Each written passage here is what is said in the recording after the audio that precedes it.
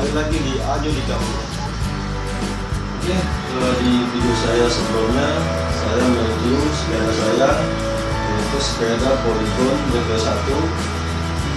Sebenarnya sepeda Polygon GP1 ini adalah sejenis sepeda MTB khusus ya, menggunakan suspensi depan dan belakang.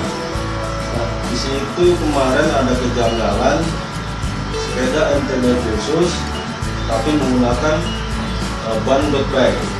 Jadi sebenarnya arah modifikasi sepeda saya ini sebenarnya mau kemana?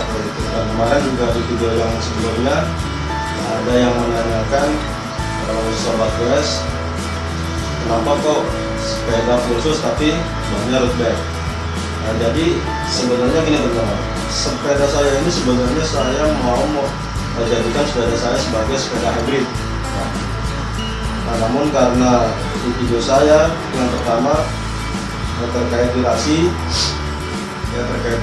jadi tidak bisa saya jelaskan dan ada satu syarat yang belum terpenuhi sehingga sepeda saya ini belum bisa dibilang sepeda hybrid. Apa yang dimaksud dengan sepeda hybrid dan apa saja syarat-syaratnya sehingga sepeda kita bisa dibilang sepeda hybrid? Saksikan terus videonya, jangan lupa subscribe, dan kalau bermanfaat silakan share ke teman-teman Anda. Oke, jadi yang dimaksud sepeda hybrid adalah penggabungan antara sepeda MTB atau mountain bike atau sepeda gunung digabung dengan sepeda road bike atau sepeda jalan raya, sehingga sepeda MTB kita tadi yang seharusnya diperuntukkan untuk di off-road, kita bisa menggunakan sepeda kita di perkotaan atau di jalan raya. Nah, apa saja syaratnya sehingga sepeda kita layak dikatakan sebagai sepeda hybrid? Yang pertama adalah bobot. Bobot dari sepeda MTB kita sebisa mungkin kita buat ringan. Bagaimana caranya? Bisa dengan mengganti part-part sepeda kita yang sebelumnya mungkin berbahan steel atau besi, kita ganti dengan yang alloy. Bila perlu kita ganti dengan bahan karbon. Tapi kalau untuk diganti dengan karbon mungkin terlalu mahal, paling tidak dengan menggunakan alloy saja sudah cukup, dan itu juga tidak usah terlalu dipaksakan karena tidak terlalu prinsip. Nah, syarat yang kedua adalah suspensi ya. Di sepeda road bike itu tidak menggunakan suspensi. Artinya frame sepeda road bike itu adalah frame rigid dan juga fork yang rigid juga. Bagaimana dengan sepeda full sus? Apakah bisa dijadikan sepeda hybrid? Menurut saya bisa. Bagaimana caranya? Teman-teman bisa mengganti suspensi sepeda kita dengan yang tipe yang menggunakan lock ya, jadi ada locknya. Pada saat kita akan menggunakan di jalan raya, supaya suspensi kita rigid, kita lock, kita putar ke arah lock sehingga suspensi kita tidak berfungsi dalam artian rigid.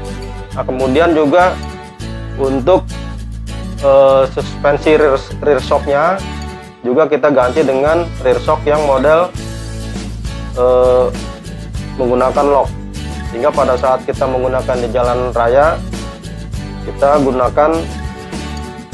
putar ke arah lock sehingga suspensi ini tidak berfungsi.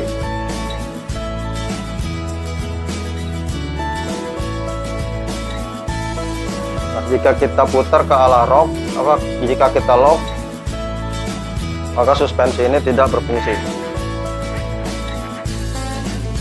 sehingga sepeda kita sudah rigid.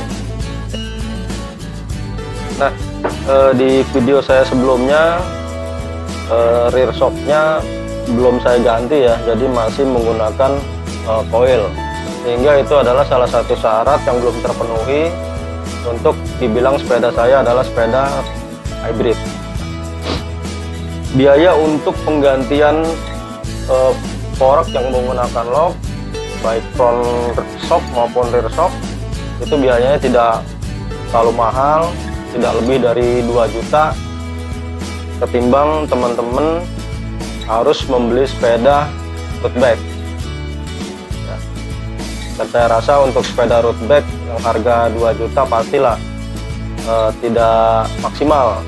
Jadi teman-teman yang punya sepeda full sus, kalian cukup dengan mengganti suspensi yang menggunakan sistem lock.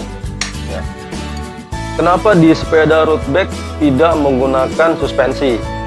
Atau kenapa frame sepeda road bike rigid? Karena jika kita menggunakan suspensi, maka power atau tenaga kita sekian persen akan keserap di suspensi, artinya tidak maksimal keputaran roda. Oleh karena itu sepeda road bike menggunakan frame yang rigid dan fork juga rigid, seperti itu teman-teman.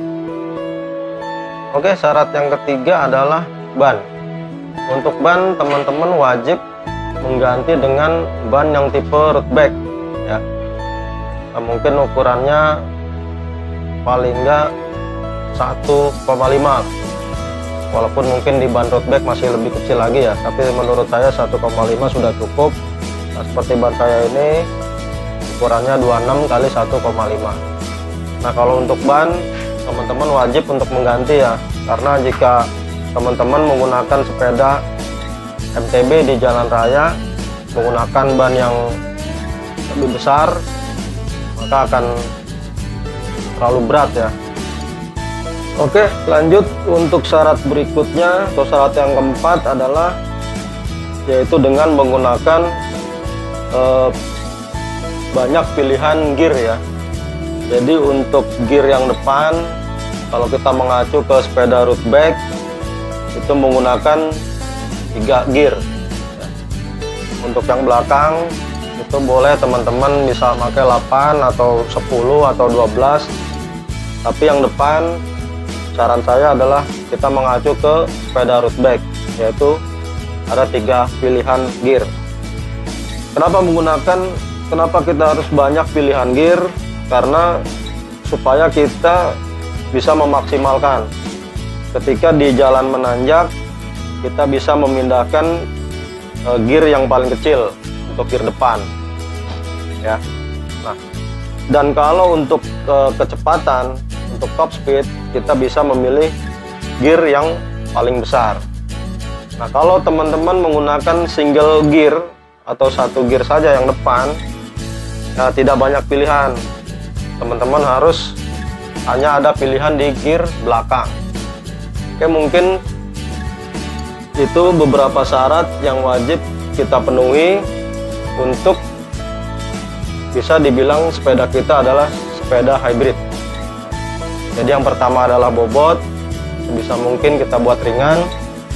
Kemudian yang kedua, sepeda kita harus rigid, artinya kalau sepeda kita masih menggunakan suspensi, kita gunakan suspensi yang menggunakan sistem lock, sehingga kita bisa